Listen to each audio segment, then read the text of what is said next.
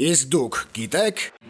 Թուրքիայի Ինյոնյու համալսարանի պատմության ամբիոնի վարիչ թուրք պրոֆեսոր Սալիմ Քոհչեյի խոսքով միայն 1915-ից 23 թվականներին մոտ 600,000 հայ, հիմնականում երեխաներ, իսլամ են ընդունել։ Այժմ նրանք Թուրքիայում պետք է ունենան մոտ 4 միլիոն ժառանգ։ Ըստ իտալացի պրոֆեսոր Ջովաննի Գուայտայի 1895 թվականին առնվազն 150,000 հայեր, հիմնականում երեխաներ, իսլամ են ընդունել։ Այսօր նրանք Թուրքիայում պետք է ունենան մոտ 1 միլիոն ժառանգ։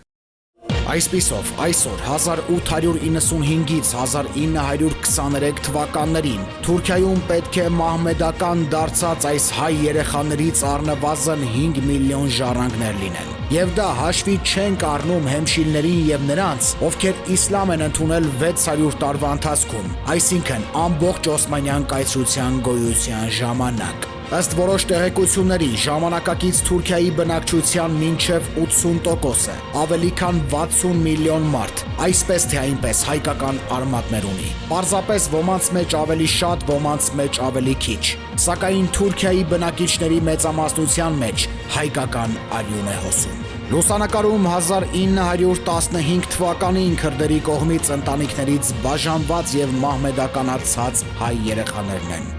Արևմտյան Հայաստան օկուպացված Թուրքիայի կողմից։